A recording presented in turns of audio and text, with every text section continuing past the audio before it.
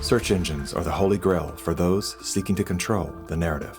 Google is already more powerful in terms of its control over people's lives than almost every government on the planet.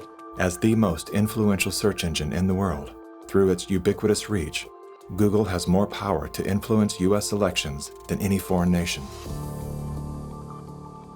You testified before this committee. You said in subsequent elections, Google and Facebook and Twitter and big text manipulation could manipulate as many as 15 million votes in a subsequent election? And the methods that they're using are invisible, they're subliminal, they're more powerful than most any effects I've ever seen in the behavioral sciences, and I've been in the behavioral sciences for almost 40 years.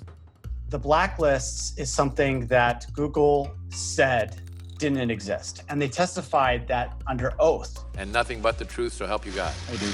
Now, me as an engineer, I just did a search on Google's internal search engine, and guess what I found? It had blacklisted search terms like cancer cures. Why is Google deciding what people can and cannot search for?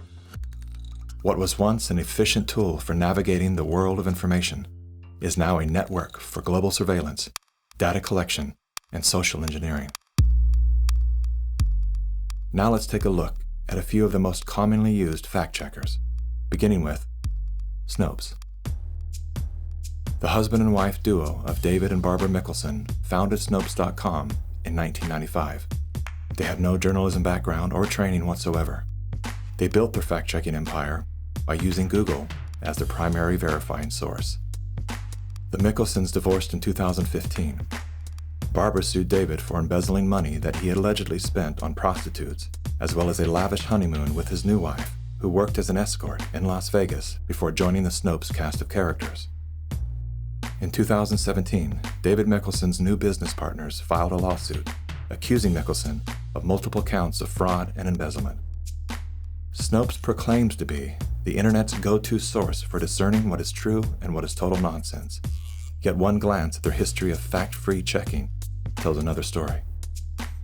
When Dr. Mikovits claimed she was arrested without a warrant and jailed without a charge, Snopes rated her statement false.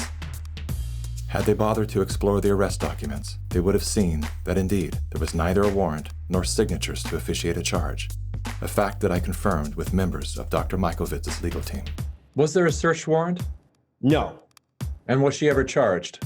No. Never charged with a crime. 100% correct. Judy has never been charged with any crime.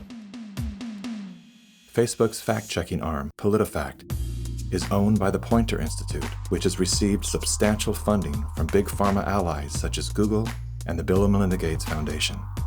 Like Snopes, PolitiFact has a history of misleading the public. In late January of 2019, PolitiFact, Snopes, and FactCheck.org raced to squash the notion that coronavirus and its treatments were patented. They reviewed only 3 of the 4,452 publicly available patents, which unmistakably show that SARS coronavirus detection and treatment had been widely patented by both the public and private sectors. Facebook's founder pledged to the WHO, saying they would remove false claims and block exploitative ads. They're working with the World Health Organization and with the NHS, so they have a hotline, if you like, from those official sources.